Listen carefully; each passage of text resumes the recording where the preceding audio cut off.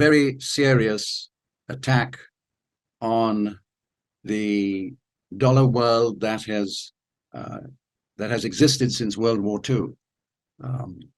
What has created this new growing organization is frustration with the way that America has used the dollar for its own purposes. And what BRICS is really all about is the development of a multipolar world instead of the world being dominated essentially by one country. And it's that growing frustration that is leading to so many other countries wanting to join BRICS Plus. The global geopolitical landscape is changing, challenging the traditional dominance of Western powers. The BRICS countries have been aiming to reduce their reliance on the US dollar, and Western sanctions on Russia have further fueled their efforts. In an interview with Kitco News, Simon Hunt, an accomplished development economist, stated that the creation of the new BRICS organization represents a significant challenge to the long-standing dominance of the US dollar in the world. While previous attempts to challenge the dollar have not succeeded, a BRICS-issued currency has the potential to disrupt the dollar's role as the reserve currency. The 15th Brics Summit will take place in South Africa from August 22 to 24, 2023. The summit will be held at the Sandton Convention Centre in Johannesburg, Gauteng. Simon highlighted in the interview that the upcoming BRICS meeting in August is expected to involve discussions and possibly the unveiling of a roadmap for the new currency. The Shanghai Gold Exchange already allows the conversion of the Chinese currency into gold. The BRICS consists of Brazil, Russia, India, China, and South Africa, while the G7 includes Canada, France, Germany, Italy, Japan, the United Kingdom, and the United States, along with the European Union. The BRICS are seen as a significant geopolitical competitor to the G7 group of advanced economies. The BRICS countries currently contribute 31.5% of global GDP, while the G7's share has declined to 30%. It is projected that the BRICS will contribute over 50% of global GDP by 2030, with the potential enlargement likely to accelerate this trend. Simon believes that BRICS nations accumulate local currency reserves to challenge G7 dominance. Let's watch snippets from Simon Hunt's interview, but before getting into the video, make sure to subscribe our channel and give this video a thumbs up. How the new currency will evolve is obviously a pretty closely guarded secret between the Sherpas who are organizing the meeting in the end of 22nd to 24th of August. I think that there will be a lot of discussion. I think a roadmap has been planned. How much will be announced at the BRICS meeting is questionable. It clearly requires an awful lot of work to see that whatever is the new currency, how it will work. So we will probably see hints of what they are going to do. Now, the original idea was to link the currency to a basket of commodities that BRICS produces. I think that has evolved into whatever is the currency will be convertible into gold. Now, it can either be using the renminbi to be convertible, which actually it is now. You can receive renminbi and you can convert the renminbi into gold through the Shanghai Gold Exchange, which since its inception has actually had a total of something like 25,000 tons moved through the exchange. An interesting aspect of this is how Russia and China treat their growing trade between the two countries. For instance, Russia is currently having a trade surplus of $23 billion odd. Those dollars are held in a gold convertible account in China's central bank, the PBOC. I suspect, without knowing, that will be the template between China and the Gulf countries. What is also happening, as you mentioned, is that BRICS is using local currencies to settle trade balances. And that's being done through the BRICS Bank, which is called the New Trade Bank. And they are building a reserve of local currencies, BRICS currencies. For instance, quite recently, they issued in the China bond market $1.2 trillion worth of panda bonds. So you can see that there's a very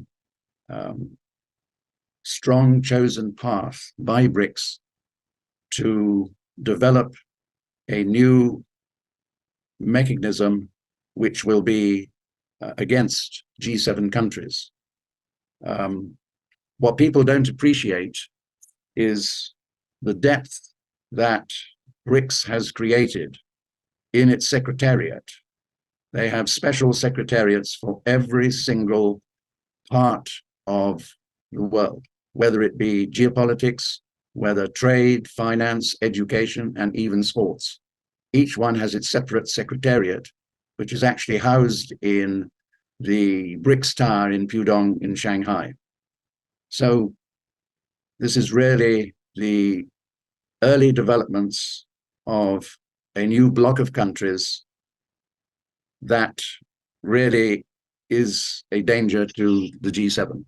During the upcoming BRICS Leadership Summit hosted by South Africa in August, there is a possibility that the BRICS nations will decide to include approximately 5 new members into the group. This marks the completion of a long-awaited expansion plan. Out of the 25 countries expressing interest in joining, Simon believes that there is most likely chance of the Gulf countries to include in BRICS Plus. The Gulf Cooperation Council countries include Bahrain, Kuwait, Oman, Qatar, Saudi Arabia, and the United Arab Emirates. The BRICS countries are taking steps to reduce their reliance on the US dollar. They are using non-dollar currencies more often in their international transactions, and countries like Iraq, Saudi Arabia, and the United Arab Emirates are also considering alternatives to the dollar. Saudi Arabia is selling oil to China in RMB and converting it into gold. Simon believes that this is seen as a test case for using RMB and gold as alternatives to the US dollar. During the talks, South Africa's Foreign Minister Naledi Pandor emphasized the BRICS' role in supporting the developing world.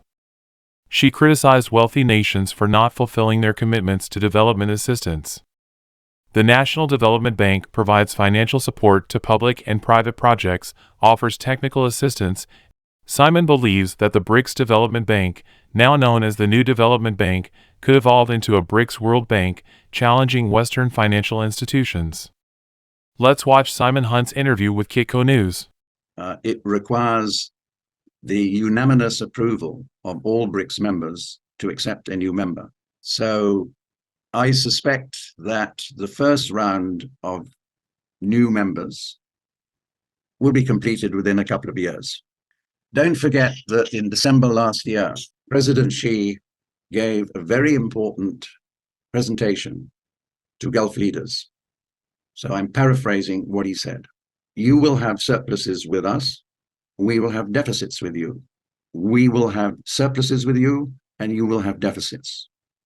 How we resolve those differences will be through an interstate means. The message is laid out very clearly.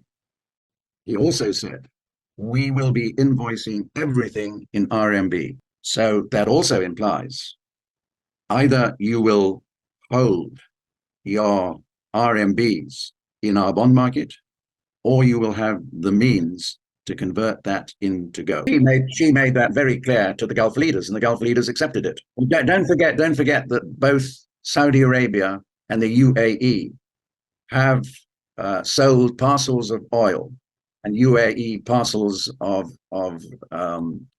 gas to China, received RMB, and then used, so one is told, used the Shanghai Gold Exchange to convert the RMB into gold. So one suspects these were just test parts. The first thing to note is that the Russian economist who is heading up the team to develop this new currency in an interview he gave at the end of last year to a Moscow-based newspaper, laid out a very important point.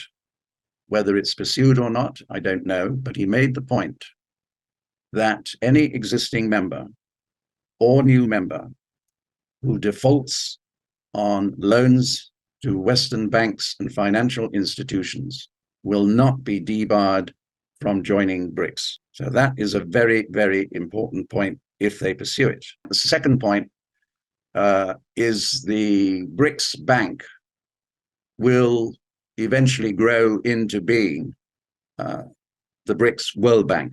So a country like Zambia needs loans to continue to develop its mining industry. That's where they will go, not to a World Bank or Western banks. The energy market is going to no longer be in dollars, but in other currencies. Why should central banks hold dollars? So any country that's part of BRICS, they don't need to hold dollars. Other central banks will look around and say, how much of our reserves should we hold in dollars? It won't be the same percentage. Then we have to look at, and what's a very important point, is how is America going to react to all of this? And that actually, you can link that into what's going on in Ukraine.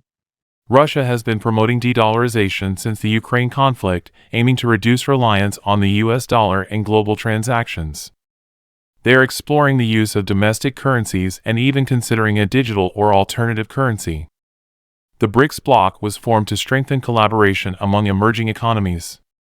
If more countries with trade surpluses join, it could lead to a more equitable global system with multiple currencies. What do you think? Will the BRICS countries be able to successfully launch a new currency? Will the BRICS countries be able to challenge the dominance of the US dollar? That's all from us. If you like this video, please like, share and subscribe our channel and click the bell icon to be notified of future videos. We hope our content has helped you in your trading endeavors.